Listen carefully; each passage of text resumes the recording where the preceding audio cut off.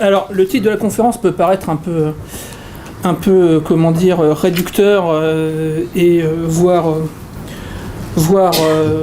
caricatural, mais il n'est pas tant que ça. Tout d'abord, je vais commencer mon exposé un peu loin de l'Ukraine, mais on va pas y être très loin, vous allez voir tout de suite. Donc, le 30 décembre 2013, il y a eu un attentat à Volgograd, dans la gare centrale de la ville. Un policier de 29 ans a péri en essayant de prévenir cet attentat. C'était le sergent-chef Dimitri Makovkin. Il avait 29 ans et il a été victime d'un terrorisme dont on sait que la main est armée par le chéquier de l'Arabie Saoudite et par les armes du MI6 des services secrets britanniques. Alors, après ce petit détour par la Russie, allons vers l'Ukraine, où on va voir que les méthodes même et les acteurs peuvent être un peu différents. Les méthodes peuvent paraître un peu moins violentes, mais la tension est savamment entretenue. Alors, les événements en Ukraine. Tout d'abord, donc, je ne vais pas vous refaire l'histoire récente de l'Ukraine, parce que on devrait rester ici la nuit, une partie de la journée de demain, ce sera un peu long. Mais si vous vous rappelez, en décembre 2004, la démocratie triomphait, avec la soi-disant révolution, démocratique, mais qui enfin avait des drapeaux orange. Un président a été faussement élu, qui s'appelait Viktor Yushchenko, après des tripatouillages et surtout une pression faite sur l'est du pays. Et arrivé au pouvoir, ce nouveau président met à son agenda tout de suite deux mesures. La première, on dépose une demande d'adhésion à l'OTAN. La deuxième, on dépose une demande d'adhésion à l'Union européenne.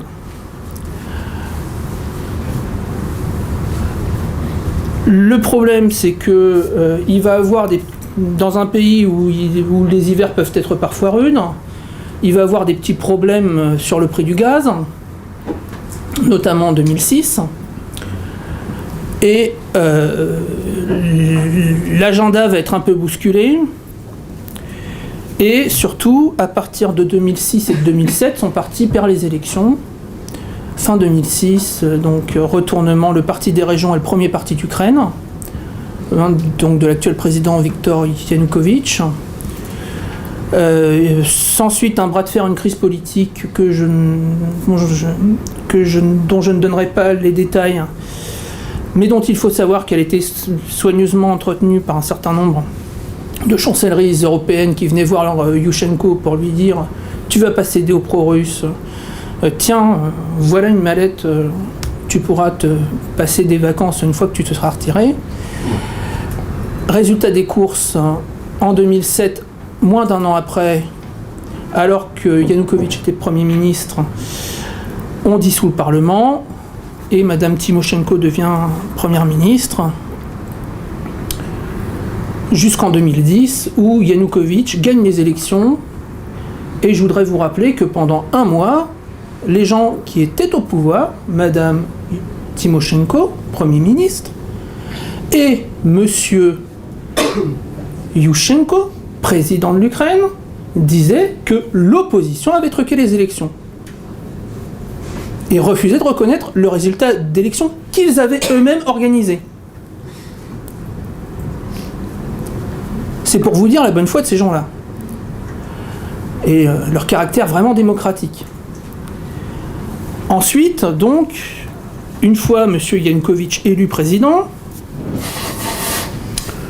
donc ça veut dire que les gens qui étaient au pouvoir quand même ont été brillants, parce que l'opposition gagne les élections et en 2006 et en 2010, et les Ukrainiens en 2012 choisissent de donner une majorité certes instable parce qu'elle dépend donc de 120 députés indépendants, mais donne une majorité au président Yanukovych pour gouverner le pays.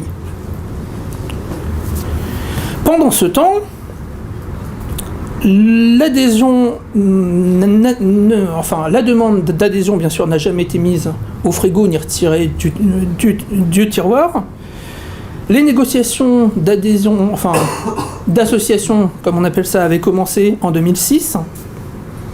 Et de 2007 à 2012, on va faire 21 tours de négociations, donc on appelle ça des rounds en anglais, donc sur tous les sujets, dans 3 groupes de travail différents. Un groupe politique extérieur et défense, vous voyez où on en vient. Un groupe justice et affaires intérieures, ça c'est donc, nous allons leur apprendre comment on lutte contre la corruption avec les brillants résultats que nous avons. Et puis, un troisième groupe, le plus important et le plus stratégique, le groupe, donc, zone de libre-échange économique, donc, qui va se réunir. Alors, les 2 sujets politiques, défense, affaires étrangères, et puis justice, affaires intérieures, donc ça va se terminer en 2012, 30 mars, officiellement, on signe les premiers documents. Et puis, 17 septembre 2013, le projet pour la zone de libre-échange entre l'Union européenne et l'Ukraine se termine, et il est adopté par le cabinet des ministres de l'Ukraine, qui est l'équivalent du Conseil des ministres.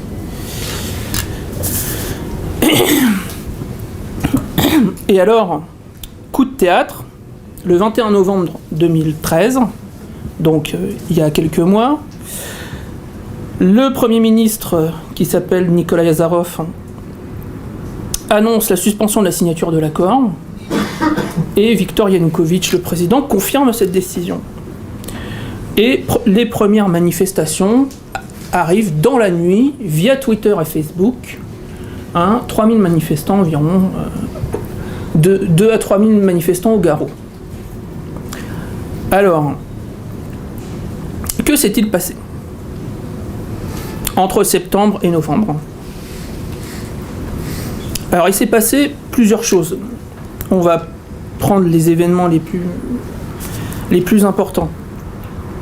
Tout d'abord, nous avons le fait que les experts économiques du gouvernement ukrainien vont se rendre compte un peu sur le tard, parce que il faut dire que les gens qui menaient les négociations étaient des gens de l'administration précédente, qui avaient continué leur travail, et que il va y avoir 2 choses qui vont arriver à l'été 2013, 28 et 31 août. La Russie décide de faire une opération de contrôle renforcée sur toutes les importations ukrainiennes. Résultat des courses, 72 heures d'attente à la frontière pour tous les camions. Et le conseiller économique du président Poutine, qui s'appelle M. Glaziev, qui est un homme dont on peut dire que lorsqu'il parle, il ne parle pas pour rien dire, étant donné qu'il vient du complexe militaro-industriel. Il a été ingénieur à l'époque soviétique dans les usines d'armement, donc bon, c'est pas des gens qui sont très volubiles de manière générale, et qui en plus est un homme dont on sait qu'il est dans l'administration russe, dans le groupe des étatistes et dirigistes de cette administration. Il a cofondé notamment avec M. Rogozin le Congrès des communautés russes. Donc voilà, c'est pas un homme qui est un libéral affirmé. Et il a dit, mais c'est très simple, nous montrons aux Ukrainiens ce qui va se passer s'ils signent cet accord. S'ils décident d'intégrer la zone de libre-échange avec l'Union européenne, nous serons contraints de contrôler si l'Ukraine n'est pas utilisée pour blanchir des marchandises venant de l'Union européenne et qui bénéficieraient des rabais que nous accordons aux importations ukrainiennes. Donc, premier avertissement. Suite à cela, dans l'administration ukrainienne, les machines ont commencé à tourner. Le ministère de l'économie et du commerce, notamment, a commencé à sortir les calculettes et à dire, effectivement, c'est un truc qu'on ne s'était pas dit, qu'on n'avait pas vu. Alors, les calculs vont être simples. 50% de la production industrielle de l'Ukraine, 50%, est exportée en Russie, en Biélorussie et au Kazakhstan, c'est-à-dire vers l'union douanière.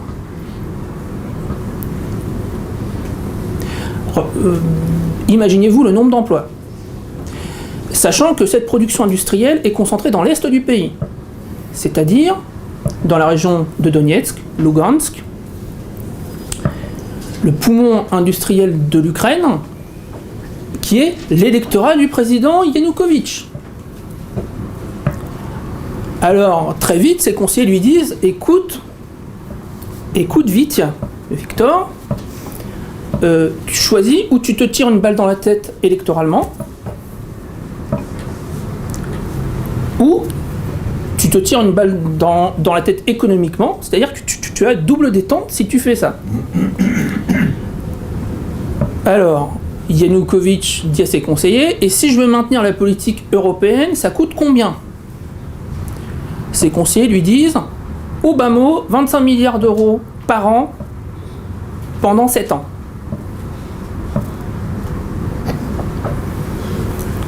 Alors, que fait Viktor Yanukovych ?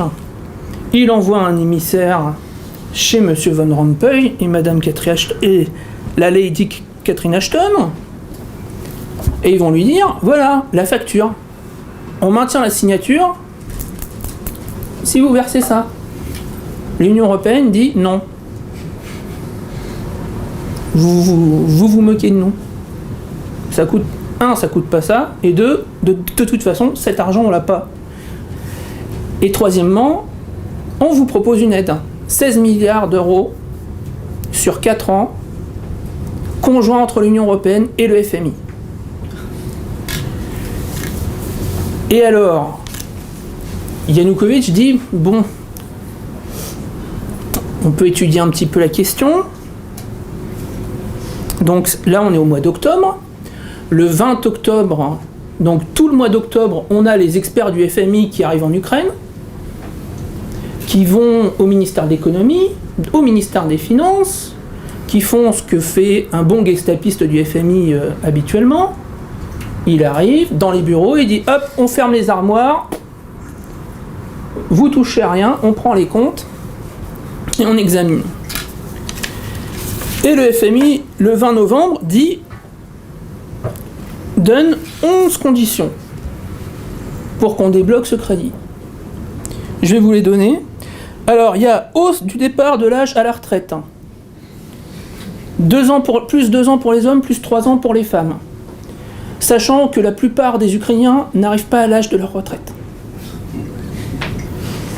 Ensuite, liquider les primes spéciales pour certains retraités, c'est-à-dire les gens de l'Académie des sciences, les officiers qui ont fait 40 ans de carrière dans l'armée, c'est un reliquat de l'époque soviétique, ont une petite prime sur leur retraite, liquidée. Augmentation du prix du gaz, 50% pour le chauffage collectif, 100% pour les particuliers.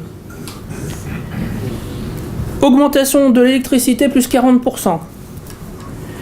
Suppression des demi-tarifs dans les transports publics et augmentation de leurs tarifs de plus 50%.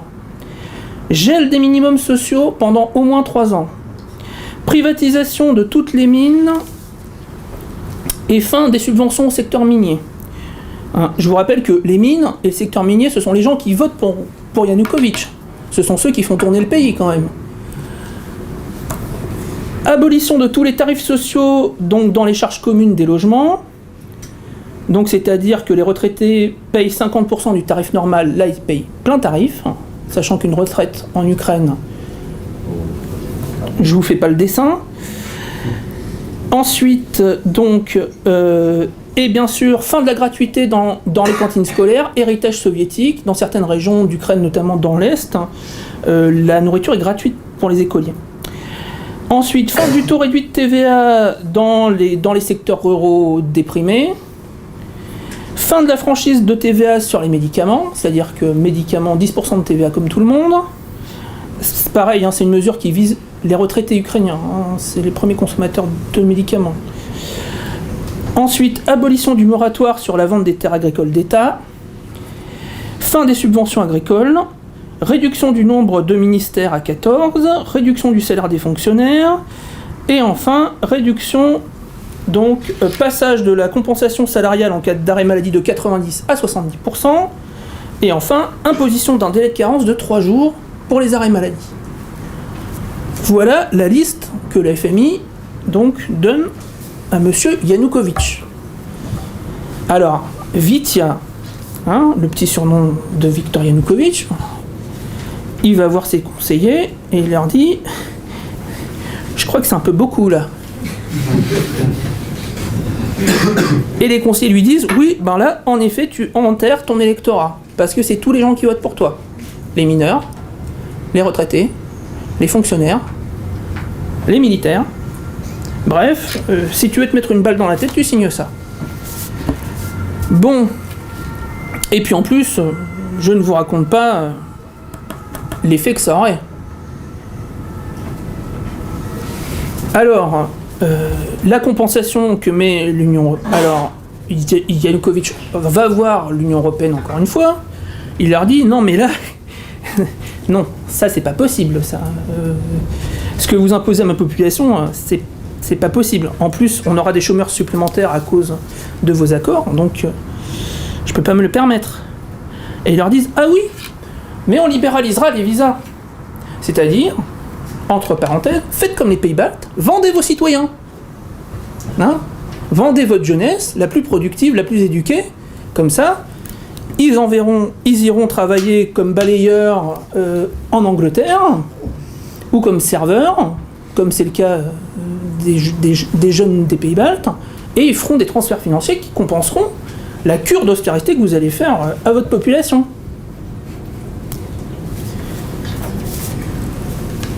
Donc là, comment dire, la coupe a un peu débordé, et surtout on lui dit, oui, libéralisation des visas, mais pas avant 2015 quand même. Vous n'êtes pas encore prêts. Donc là, Yanukovych décide que trop c'est trop, il donne un signe, il dit, j'arrête les négociations avec l'Union Européenne, et je suspends la signature de l'Ukraine.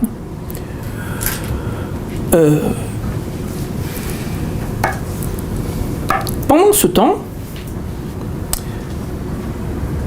il faut rappeler que le Parti communiste ukrainien, qui donc pèse 20% de l'électorat grosso modo, un petit peu plus d'ailleurs, a demandé un référendum sur cet accord. Les partis de l'opposition libérale, le parti Batkivshina pour ne pas le nommer, les a traînés devant le tribunal en disant c'est pas possible, on ne peut pas demander un référendum d'initiative populaire sur une telle question, c'est pas possible, c'est pas possible. Le juge leur donne raison, donc on interdit le référendum, enfin la demande de référendum, le 2 septembre. Cette interdiction est confirmée en appel le 21 novembre 2013. De son côté, cette opposition donc démocratique, hein, interdit un référendum, quoi de plus démocratique ? Elle, le 28 octobre, donc un mois avant les événements, eh bien, les deux partis donc, de l'opposition les deux partis libéraux, Batkivshina et le parti Oudar de M. Klitschko, signent un accord politique avec Svoboda. Svoboda, c'est un parti, je dirais, nazi. Il n'y a pas d'autre mot. Et qui, non seulement est nazi, mais le revendique. Et donc, à côté d'eux, je dirais que Marine Le Pen est une gauchiste.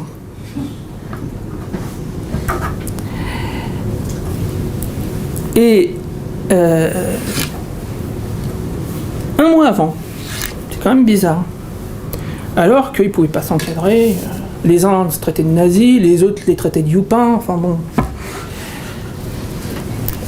Véridique, hein. Et donc, décision, suspension de la signature par le président Yanukovych. Alors, je rappelle aussi un petit fait comme ça en passant, que le 29 octobre, l'ambassadeur des États-Unis en Ukraine fait une conférence devant les étudiants de l'université de Taras Shevchenko à Kiev. Et dans cette conférence, il dit que les États-Unis feront tout ce qui est en leur pouvoir pour que l'Ukraine signe l'accord d'association avec l'Union européenne. Donc vous voyez que l'Europe puissance, elle est déjà là. L'Europe nous protège de l'ingérence américaine. Alors, que va-t-il se passer ? Le jour même donc, où le président ukrainien Yanukovych donc, fait son annonce, Irina Gerashchenko, députée du parti Oudar, donc parti libéral, dont je vais vous parler dans un instant, du boxeur et vendeur de bière Klitschko, a dit « Il faut déjà que l'Union européenne mette en œuvre des sanctions contre tous ceux qui, aujourd'hui, freinent l'intégration européenne de l'Ukraine. » Tous ceux qui freinent l'intégration européenne de l'Ukraine. Alors, parlons de ce parti Oudar, qui veut dire le coup de poing en russe, en ukrainien, et qui est l'acronyme pour Alliance ukrainienne démocratique pour les réformes. Tout un programme. Alors, elle est dirigée, donc, son leader s'appelle Vitali Klitschko. C'est un boxeur qui a fait sa carrière sportive essentiellement en Allemagne.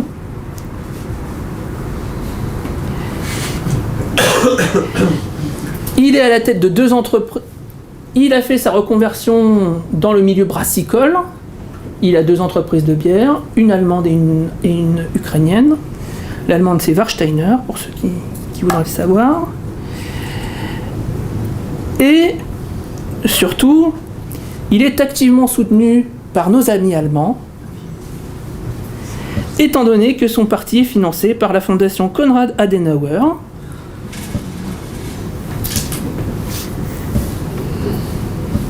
et que cette fondation, dirige les centres de formation de son parti, l'un en Allemagne, l'autre en Roumanie. Enfin, il a un petit problème, ce Vitali Klitschko, c'est que, étant résident permanent en Allemagne, la loi ukrainienne l'interdit de briguer la présidence de l'Ukraine. Il faut non seulement être ukrainien, mais être résident permanent en Ukraine pour se présenter à la présidence. Mais Angela Merkel a, dans une réunion avec lui, promis de faire les pressions nécessaires pour que la loi change. Je cite. Et ça, c'est une source du Spiegel, c'est pas une info conspi. Alors, ensuite, le deuxième acteur des manifestations, qui commence donc ce 21 novembre, s'appelle Arseny Yatsenyuk. C'est lui qui dirige le parti Batkivshina, qui s'appelait avant le bloc Yulia Tymoshenko. Alors, Batkivshina, donc Yulia Tymoshenko, je ne vous rappellerai pas son pédigré. Après 10 ans à être intermédiaire gazière dans un pays dans lequel on ne pouvait pas faire ce type de travail sans avoir graissé la patte de quelques fonctionnaires, même de beaucoup de fonctionnaires. Donc elle arrive fraîche et frêle, tout auréolée de la pureté démocratique, à dire « je vais lutter contre la corruption, je vais mettre fin aux oligarques ».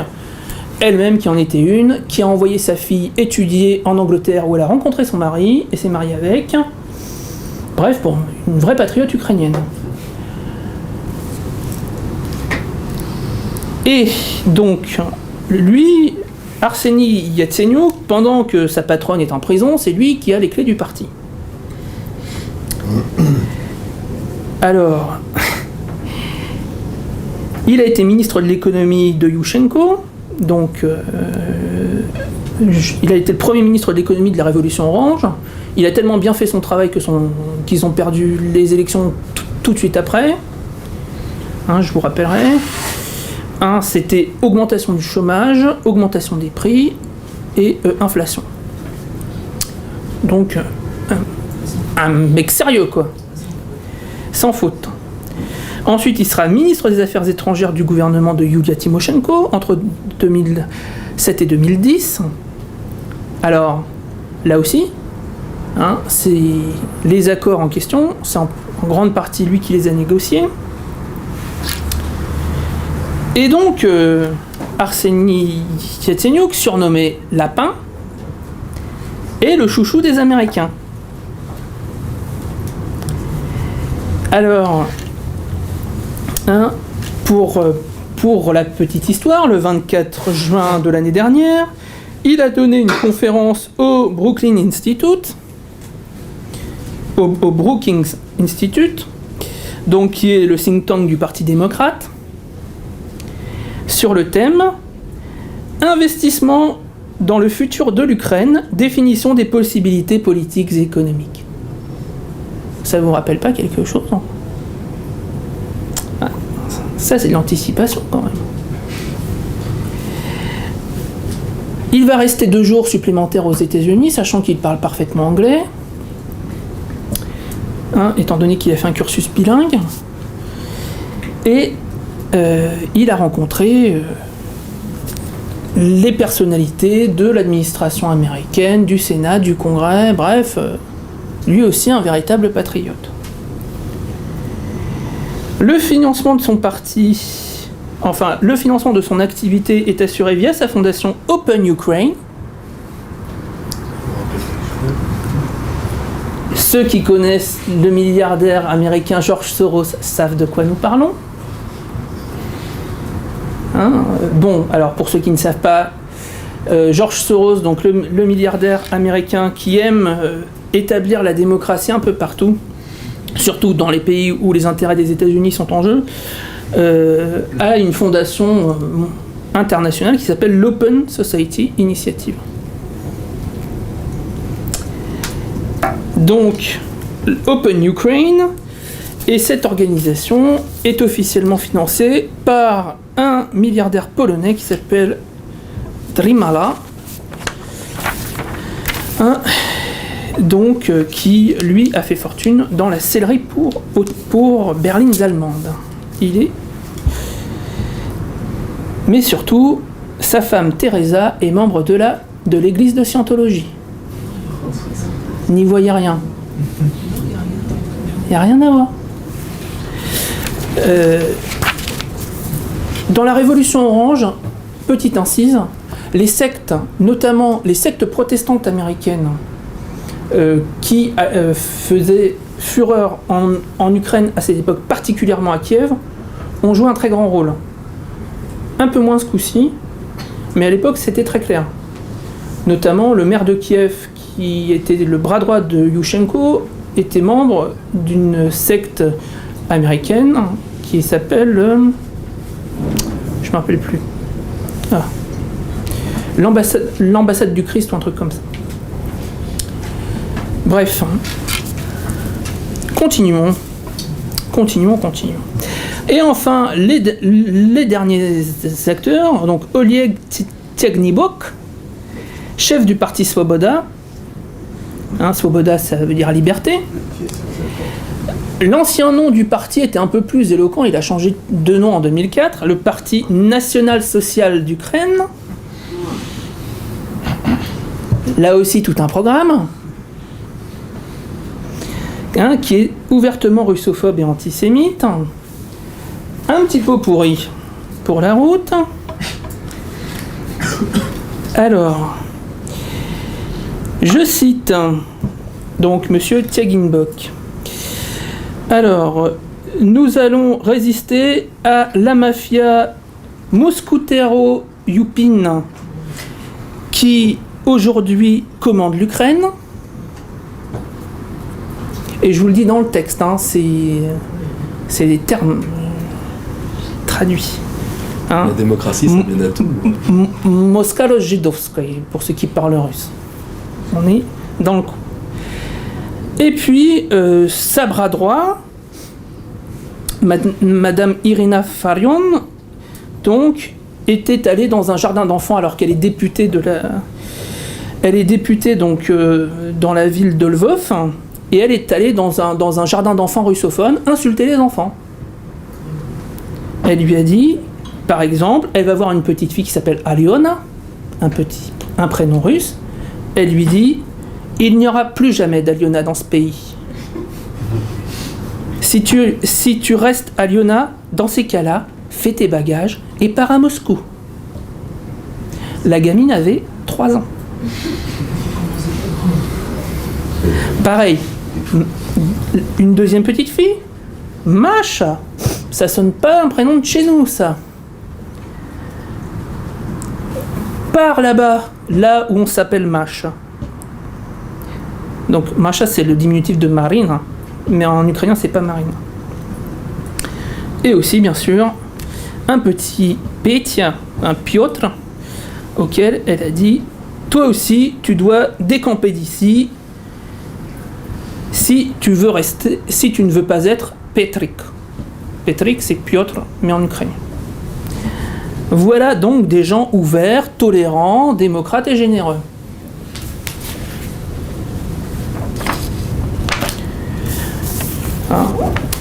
Et autour d'eux, ils ont toute une petite nébuleuse qui s'appelle de milices, qui s'appelle Patriot Ukraini, les patriotes d'Ukraine, l'Assemblée nationale ukrainienne, Autodéfense nationale ukrainienne, UNA UNSO, et aussi le Trident Stepan Bandera, donc 3 organisations ouvertement qui se réclament donc des milices collaborationnistes de la Deuxième Guerre mondiale et qui défilent à Lvov chaque année au mois d'avril en tenue d'époque.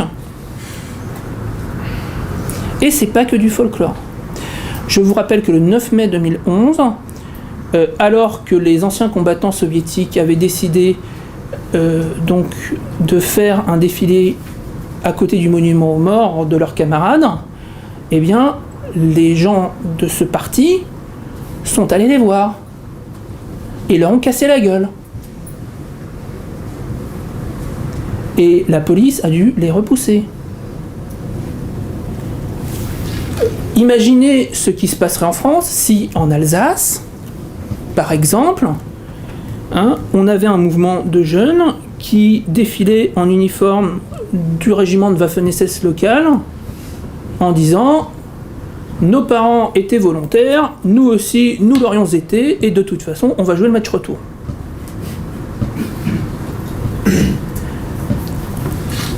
Je pense qu'il y aurait quelques petits problèmes, mais je ne sais pas, peut-être.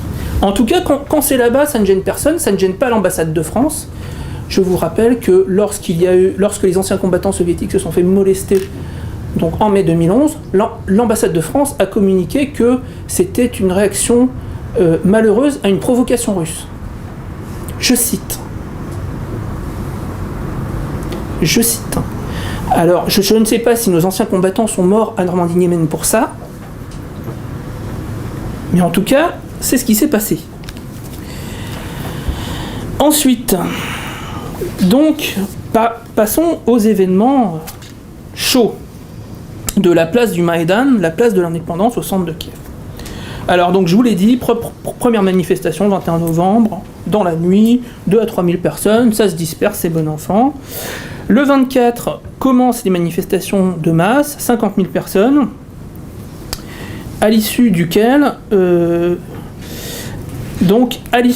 on a une première tentative donc, de nos amis du parti Svoboda et des milices qui les entourent, de forcer le cordon et d'aller au bureau du Premier ministre.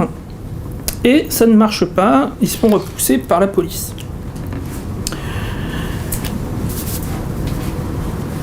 Ensuite, donc, arrive le sommet du 25 au 29 novembre, donc sommet de Vilnius, où donc il était prévu que l'Ukraine signe avec la Moldavie les accords d'association, et finalement l'Ukraine avait dit non, et l'Ukraine est venue et a confirmé son refus.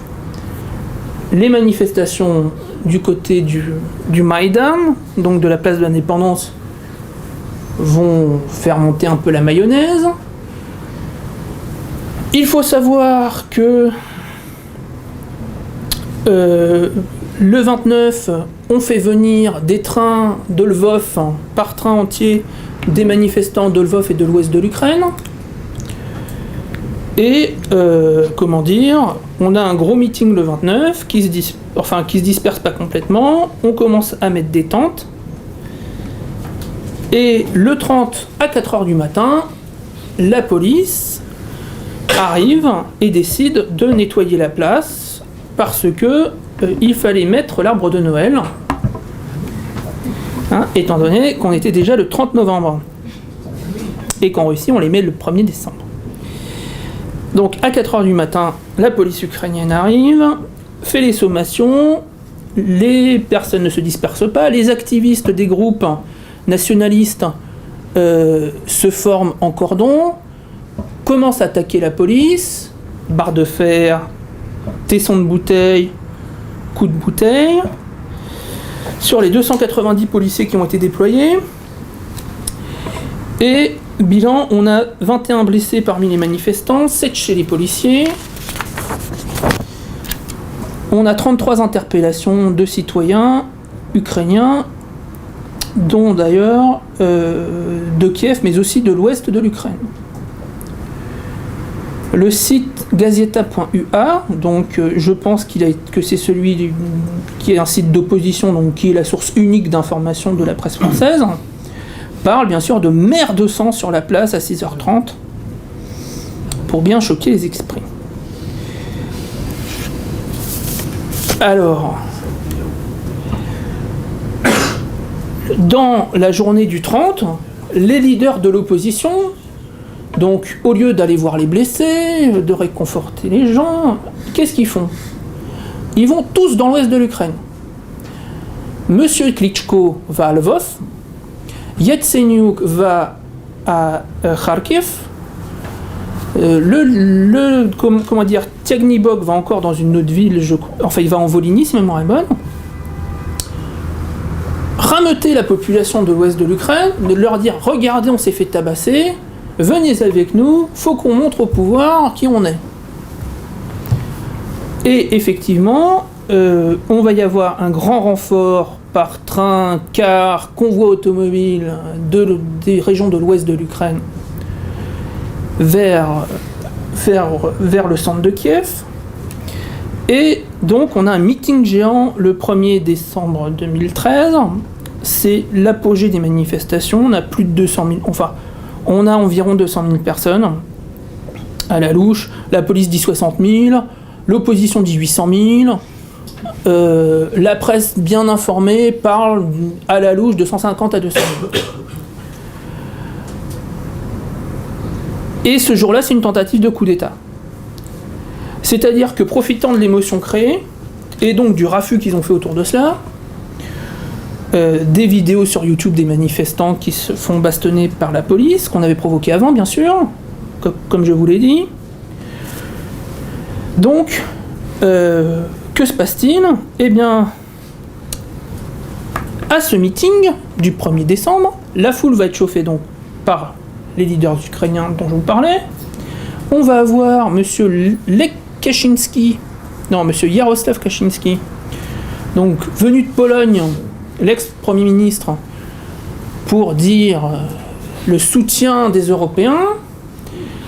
Nous avons la présidente, je crois, de Lituanie qui vient aussi parler au micro. Et donc, les amis de M. Saakashvili sont arrivés depuis 2 jours dans la capitale ukrainienne. On ne sait pas quoi faire d'ailleurs, parce que bon, apparemment, ils étaient venus faire du tourisme. Et M. Saakashvili interviendra 4 jours plus tard, le 5 décembre, si je me rappelle. Donc, le jour de cette tentative de coup d'État, le 1er décembre, nous avons donc à 13h les manifestants, donc chauffés à mort par les discours nationalistes et démocratiques bien sûr, prennent d'assaut la mairie de Kiev. D'ailleurs, en cassant 2-3 carreaux en passant, en défonçant la porte d'entrée, en foutant dehors les fonctionnaires qui étaient là. Ensuite, on prend d'assaut la maison des syndicats de Kiev, qui est une rue à côté. Et puis enfin, les activistes donc des organisations nationalistes susmentionnées emmènent un groupe de manifestants direction l'administration présidentielle pour la prendre d'assaut. Après les 2 victoires qu'ils venaient d'avoir, à 13h et 15h, on décide d'aller à l'administration présidentielle. Et là, bien sûr, les forces massées étaient plus conséquentes. Et surtout, c'était les forces spéciales qui s'appellent les Berkut. Et on n'a pas lésiné sur les moyens. C'est-à-dire qu'ils vont attaquer la police avec des cocktails Molotov, des chaînes d'acier qui font à peu près 2 mètres. Balancer sur la police, ça fait mal, même très mal. Ils vont donc baramine, bien sûr, et comme en fait c'était protégé par des barrières de béton de maintien de l'ordre, ils ont volé un tractopelle qu'ils vont utiliser pour défoncer le cordon de policiers. Donc vous voyez des méthodes démocratiques, paisibles, modernes, bref, tout ce qu'on aime quoi. Festive. Oui, festive. Je vous rappelle que à Paris, lorsque l'on a un t-shirt de la Manif pour tous, on se fait embarquer. Toute relation avec une situation ayant existé ne serait que fortuite. Donc, résultat des courses, qu'est-ce que nous avons ? Nous avons donc 126 policiers blessés, dont 70 grièvement. En face, 40 manifestants blessés, dont 7 grièvement. Donc, c'est-à-dire qu'ils se sont fait hacher menu par la police, les pauvres petits. Je vous rappelle que Catherine Ashton parlera là-dessus d'usage disproportionné de la force par la police ukrainienne. Le lendemain. Ensuite, donc, on passe quelques jours. Il y a le défilé habituel.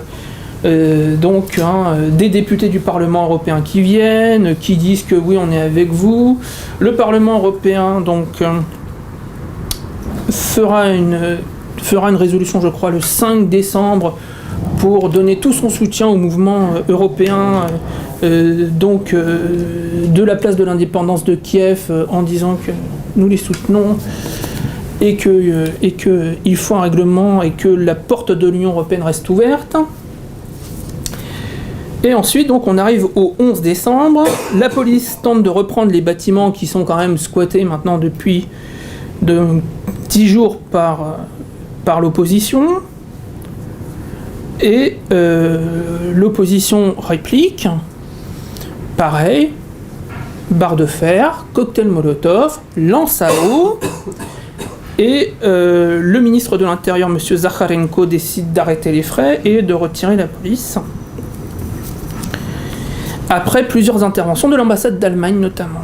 et de l'ambassade américaine, sachant que bizarrement ce jour-là, Madame Nuland, la vice-secrétaire du département d'État, était à Kiev.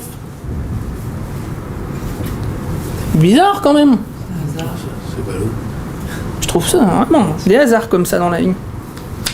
Elle était à Kiev et d'ailleurs elle va y revenir assez souvent pour s'enquérir de la situation et montrer aux manifestants que l'Amérique est avec eux. Mais à part ça, c'est un mouvement complètement, spontané qui est contre les ingérences étrangères. Donc, le 25 décembre, joyeux Noël, la journaliste Tatiana Tchernovol est agressée en rentrant chez elle, c'est une journaliste de l'opposition, ça va relancer le mouvement qui s'était essoufflé. Il faut savoir que elle a reconnu ses agresseurs mais qu'elle ne les a pas dénoncés à la police et qu'elle a décidé de se murer dans le silence avec les enquêteurs. C'est quand même bizarre. Sachant qu'elle venait de faire un article dans lequel elle relatait que le Maïdan, que le mouvement de l'opposition coûtait $70 000 par jour. Comment ça chiffre ? Après, on peut poser la question qui finance ? $70 000 par jour. Dans un pays dans lequel, je vous rappelle, le salaire moyen est environ de $250.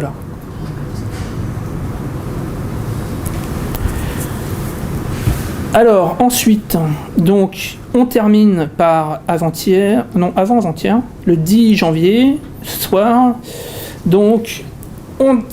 Il y a alors une vieille affaire qui arrive devant les tribunaux, c'est-à-dire qu'en 2011, des activistes du parti Svoboda avaient été trouvés dans leur appartement avec des bombes, des pains de plastique, bref, des armes démocratiques et pour un débat sain et sérieux et démocratique et citoyen.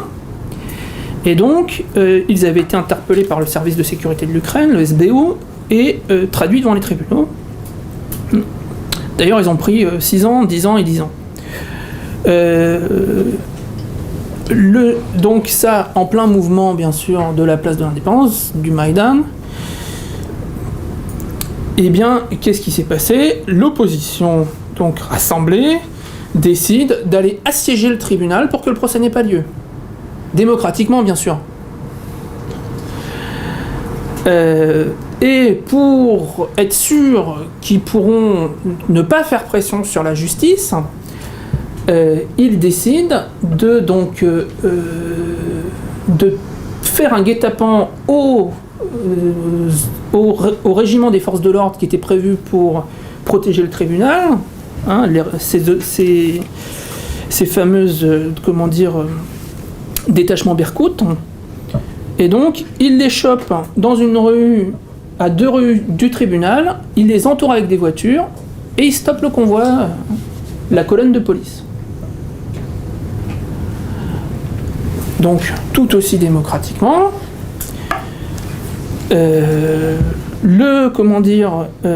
l'ancien ministre de l'Intérieur de M. Yushchenko, qui était à bord, qui est un homme citoyen et qui fait preuve de réserve citoyenne, dit aux militants d'assiéger le bus pour les faire sortir et les faire désarmer. Dans un État démocratique où on fait les choses démocratiquement, de façon démocratique et citoyenne. Et lorsque lui, ancien ministre de l'Intérieur, dit « Écoutez, je vais monter pour aller parlementer », il dit aux policiers « C'est très simple. Ou vous descendez, vous enlevez vos cagoules, comme les unités spéciales françaises, ils sont cagoulés pour ne pas être reconnus, parce qu'ils ne font pas que du service d'ordre sur la manifestation, ils arrêtent aussi des mafieux, c'est même l'essentiel de leur travail en temps normal, quand il n'y a pas des mouvements de contestation, démocratiques et citoyens. Il leur dit, vous enlevez vos cagoules et vous montrez vos cartes de police, histoire qu'on sache qui vous êtes.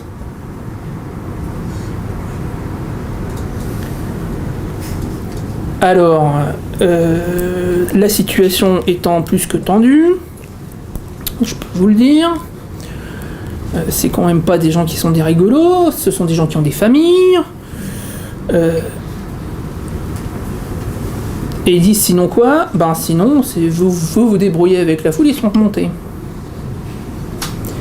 Parce que ce sont les copains du parti Svoboda qui sont dehors.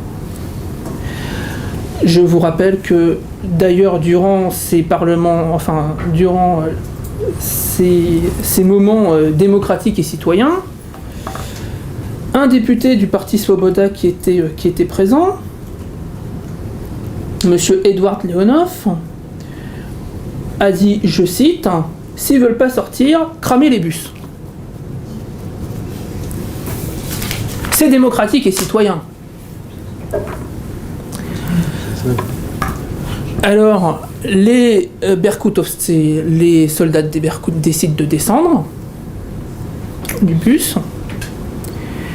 Et puis, pendant qu'ils se font face à face avec les autres, l'ex-ministre de l'Intérieur, les gens de Svoboda déclenchent une bagarre avec les mecs qu'ils provoquent depuis si longtemps. Et l'ex-ministre de l'Intérieur, donc M. Loutsenko, eh bien, est blessé dans cette affaire, d'ailleurs assez grièvement. Il va partir à l'hôpital et est toujours pas rétabli. Et bien sûr, devinez qui est-ce que l'on accuse dans la presse française. Qui sont les coupables? Les policiers du régime poutinien et fasciste de M. Yanukovych.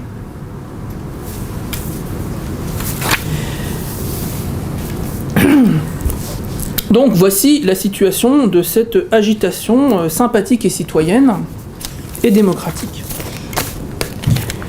Alors bien sûr, comme vous l'avez vu, les intérêts en présence sont assez simples. Nous avons d'un côté l'Allemagne et l'Amérique à la manœuvre pour arrimer ce pays à l'Union européenne, mais au camp occidental en général. Et ce mouvement a un effet, c'est que... Alors, je ne vous ai pas parlé, mais il y a aussi des contre-manifestations, bien sûr, dans l'est de l'Ukraine. À Donetsk, 3 fois 15 000 personnes. Pour une petite ville, enfin pour une ville qui n'est pas une grosse ville de province. En Crimée, 2 fois 10 000 personnes. À Kharkov, plusieurs fois aussi 10 000 personnes. Et je vais vous dire, dans la presse occidentale bien sûr, mais dans la grande presse, la grosse presse, ces gens-là n'existent pas. Irina Khakamada, une opposante libérale russe, avait dit, mais attendez, il est indécent pour un journaliste de couvrir la manifestation des esclaves qui veulent le rester.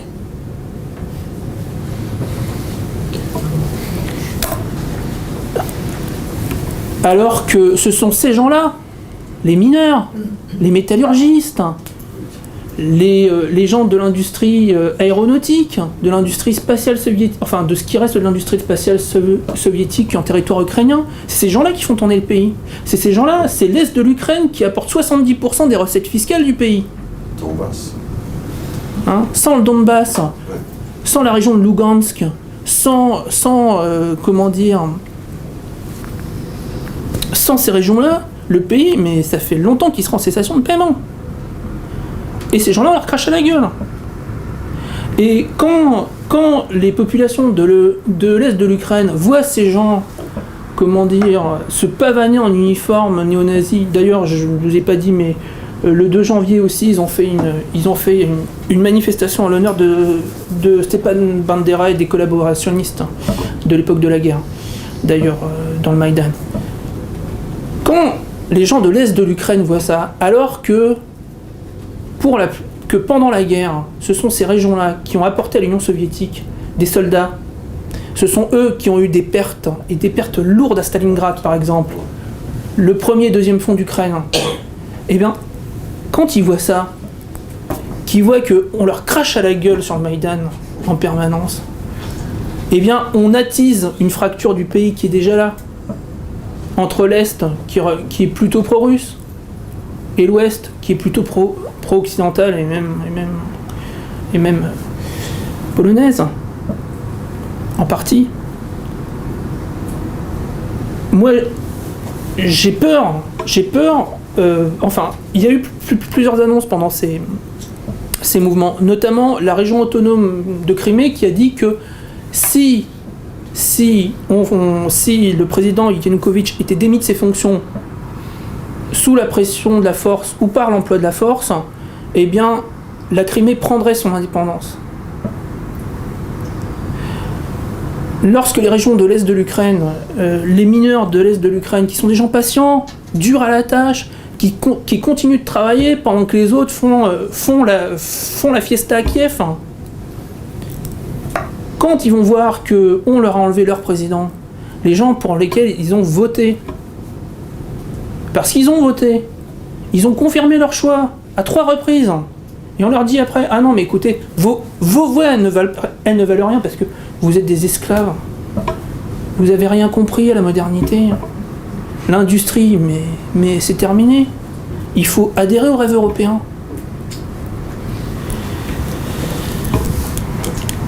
Donc, oui, moi j'ai peur que l'on aille dans un scénario à la yougoslave et que l'Allemagne fasse une nouvelle fois le choix de la guerre civile.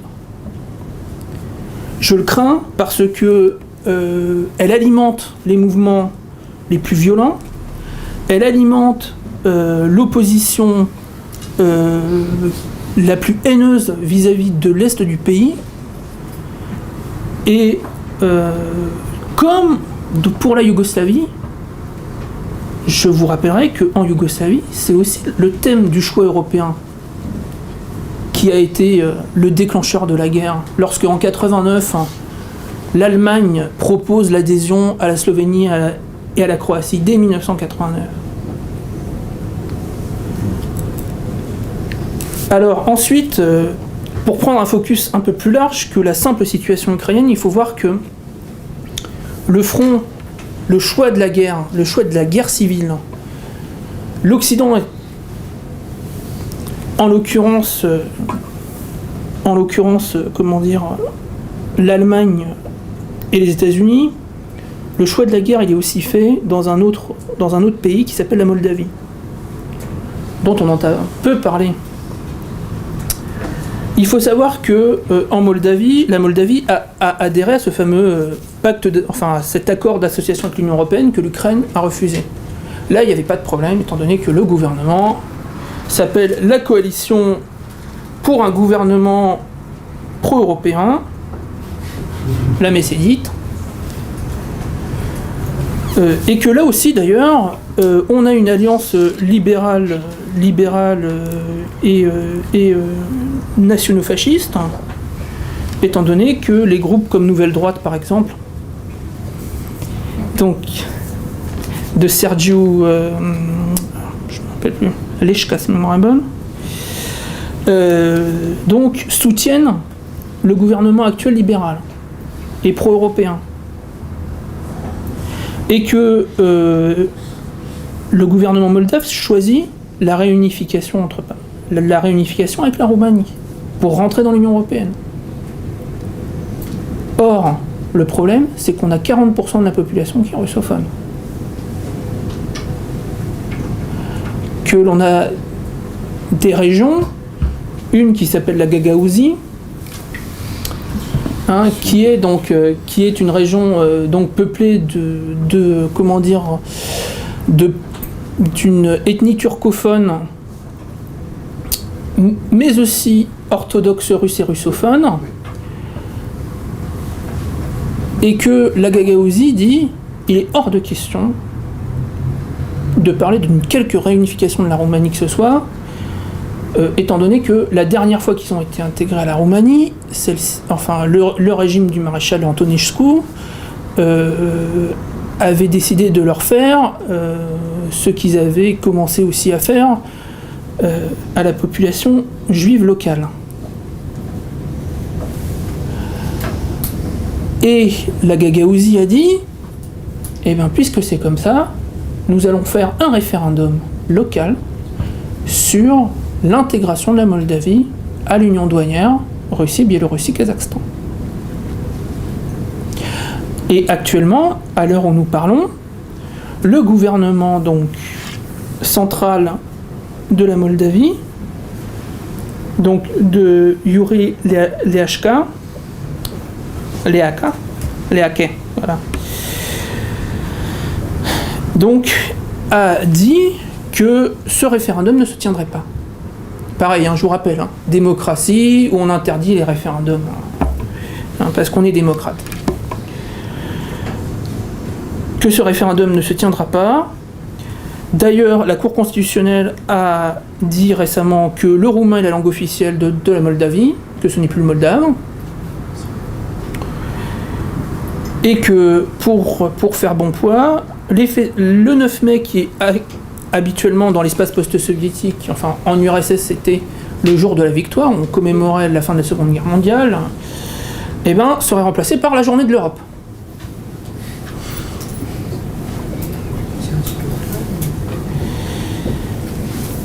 Et donc, la Gagaouzie a décidé de faire son référendum pour le 2 février. Et moi j'ai peur, et le procureur général a dit que toute personne qui organise un tel référendum encourra des poursuites pour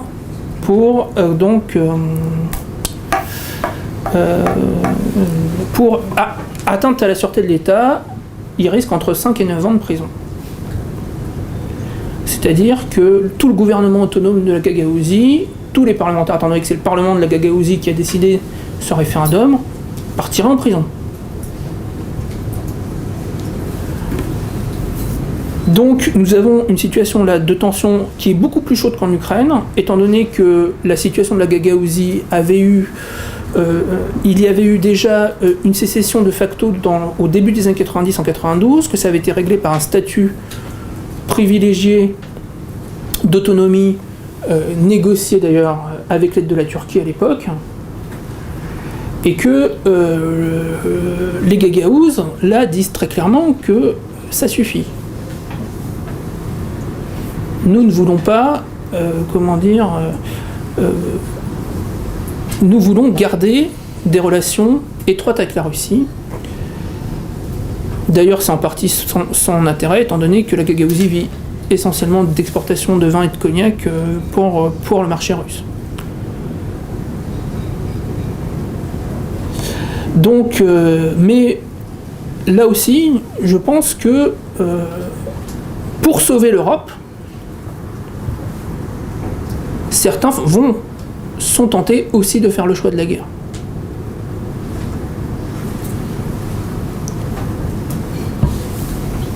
Enfin, je ne vous conterai pas les articles dithyrambiques sur qu'est-ce que c'est beau ces manifestations ukrainiennes, qu'est-ce qu'elle est jolie l'Europe, qu'est-ce qu'elle est désirable.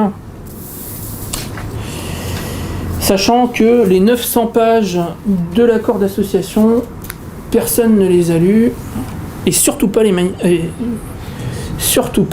ni les manifestants, ni les leaders de l'opposition qui font campagne pour lui. Voilà, je vous remercie.